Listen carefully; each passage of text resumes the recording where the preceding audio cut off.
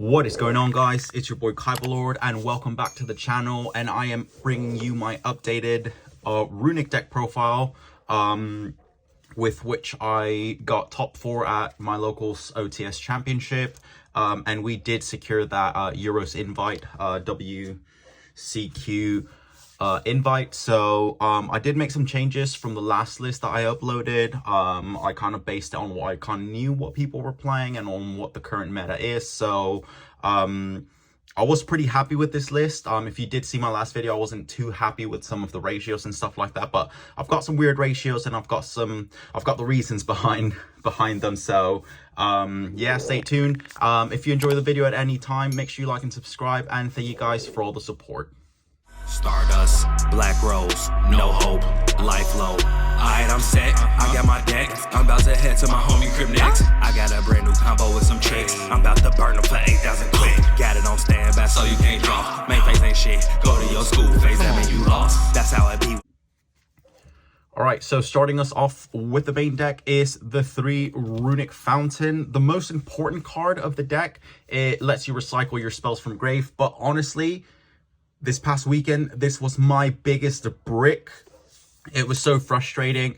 I did lose against Trap Tricks, and game 2, I opened 2, and then I drew the 3rd one for turn. It was honestly so frustrating because I only had, I believe it's Pot of Duality that kind of saved me, but I also had a Runick spell.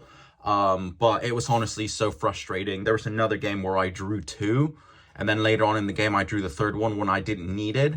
I did think of cutting it to 2 and then maybe adding like a terraforming or something, but I thought that was a bit risky. But 3, it was just honestly a bit irritating bricking on the most important card of the deck.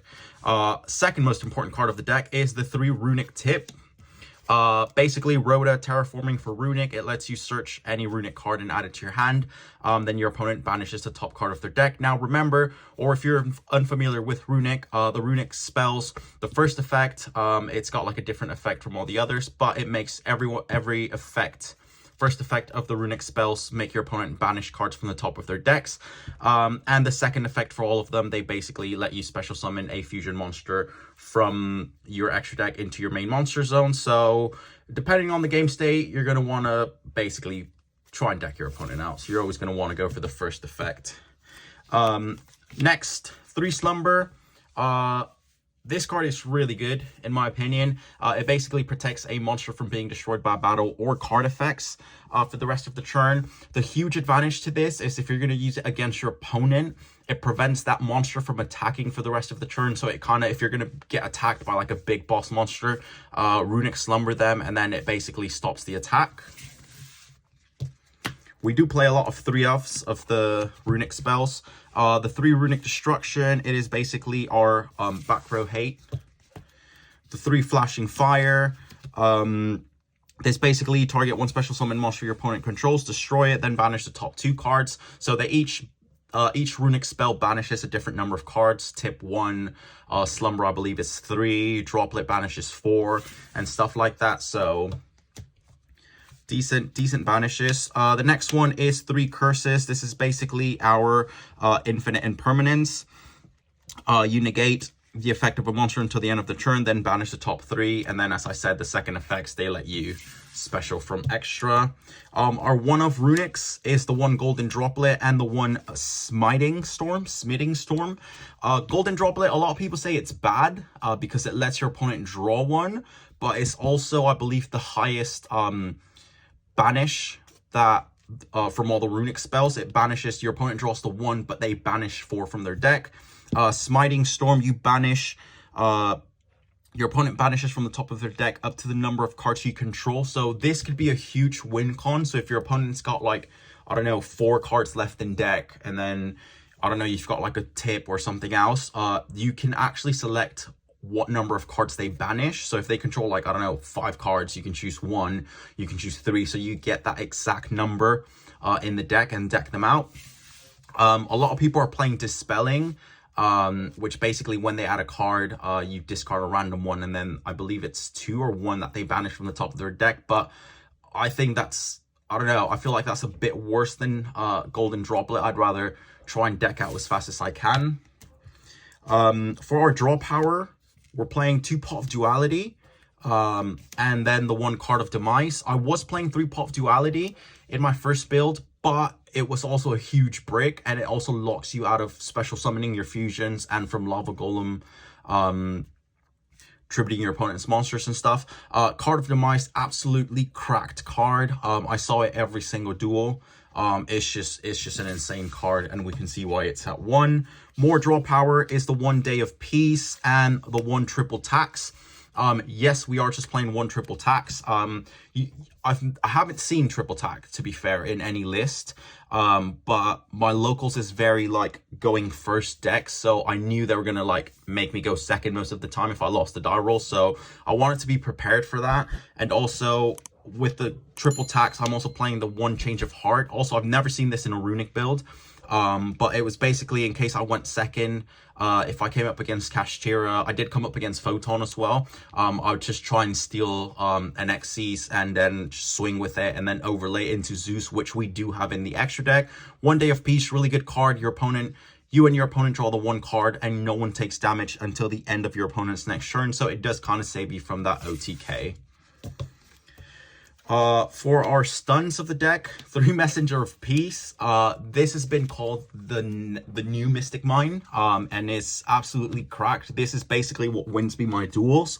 If they're not main decking back row hate, like that, there's no way your opponent's gonna get over this. Monsters with 15 attack or more cannot attack for the very tiny cost of 100 life points during your main phase, during your turn. It's just an insane card. When you've got Messenger of Peace and when you've got any other Floodgate, like Skill Drain, like that's it, it's GG. Like, your opponent either has to draw the out or they're just going to scoop. I did manage to deck someone out, but the other duels I won because my opponent scooped. Our board breaker, Lava Golem, absolutely good in this deck. You want to Lava Golem them and then go Messenger of Peace. And then they're basically locked out of attacking, and they keep taking the damage unless they get rid of the Lava Golem, which is one of the very few combos Runick can do. For our purple cards, the best cards in Yu-Gi-Oh! Purple cards, we are playing the 2 Skill Drain. I was playing 3, but I don't know. This deck, Runick can either be really consistent or really, really bricky. So that 1 extra card can be quite bricky. So I think Skill Drain at 2 was the correct ratio. One of my friends, Odie, he was playing Labyrinth. He was playing 3 Skill Drains before the OTS Championship, and he found it quite bricky. He played 2 this past weekend. He did really well, and like we both agreed that the perfect ratio for Skill Drain is 2. So play 2 Skill Drains. Rivalry of the Warlords. This is honestly a card that I will consider cutting. It did not come up at all. I just never saw it in any of my hands. I didn't draw into it, didn't see it any duel. So I did get some wins, obviously, and I didn't need it. So it is a card that I could cut. For the next card, there can be only 1. I did also cut this down to 2, which I do regret. I would have loved seeing the 3rd one, especially against Mathmech, which it would have just completely stopped Mathmech, which I lost to as well. But definitely there can be only 1, will get bumped up back to 3. The last one, Goes in Match, absolutely cracked card against Kashtira.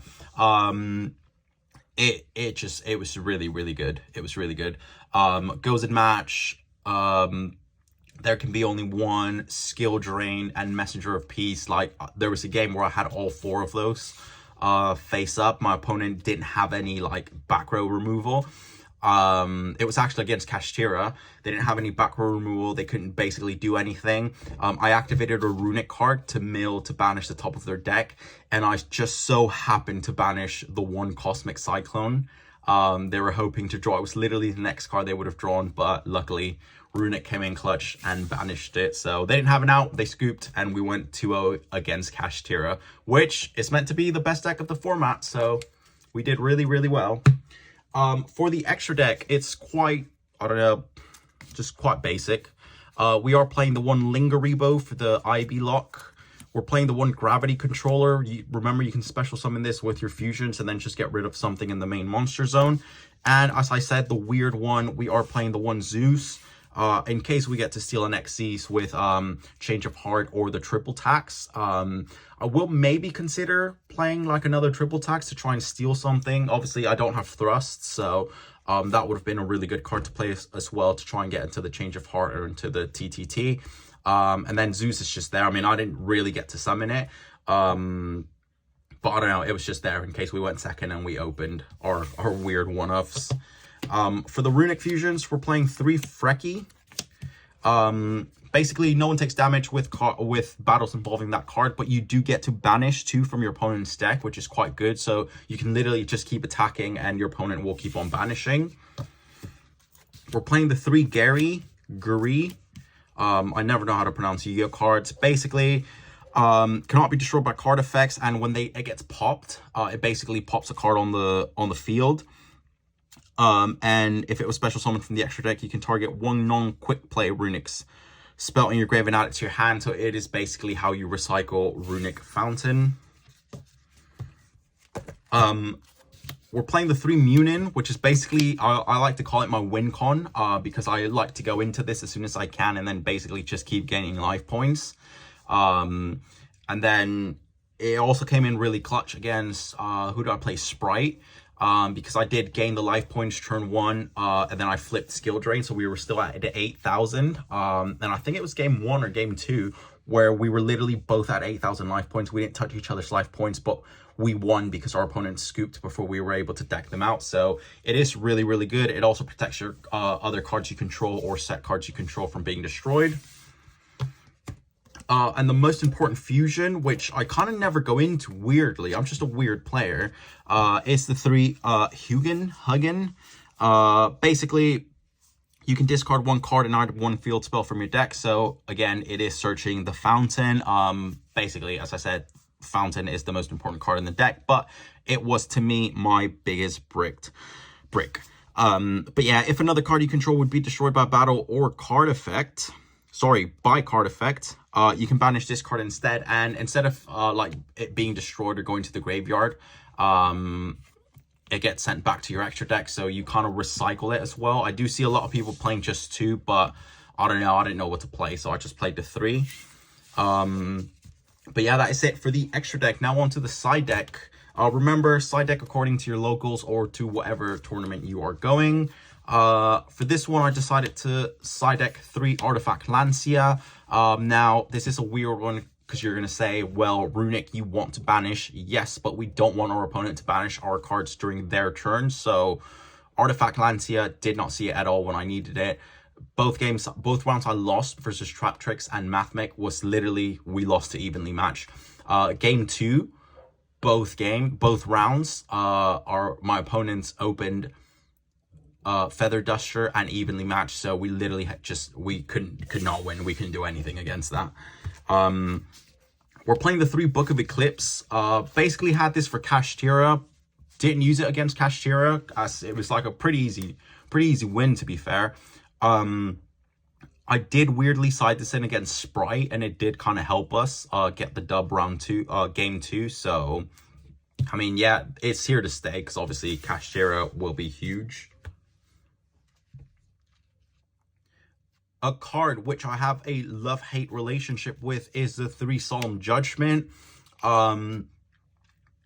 This is kind of the last card I want to side in unless I really need it, which I did against Trap Tricks. I went first game 2. No, I went second game 2. Our opponent bricked. They just literally straight up passed. We went second, set 4, set 5, passed. Our opponent entered battle phase, dropped evenly. We had the Solemn set, so I'm like, Solemn? He's like, okay, yeah, fair. Dropped the second evenly. We couldn't do anything. Then they dropped main 2. They dropped the Feather Duster, so it's like just GG, basically. The 3 Evenly Matched, absolutely cracked card. It did come up a lot. It came up against Sprite. It came up against Kashtira. So really good card. And a potential future limited or banned card is the 3-dimensional barrier. This card has just been cracked for the past 3 formats, and you want it in your side deck, trust me. But yeah, that is it for the deck profile, guys. Top 4, Runick Stun, Pure Runick, whatever you want to call it. Fourth place, we managed to secure that Euros invite, so I am very happy with this list. As I said or mentioned, the few changes that I would make. But yeah, enjoy, build it, stun your opponents, get them frustrated, get those wins. But yeah, that is all for today. Thank you guys very much for all the support. Kyberlord out.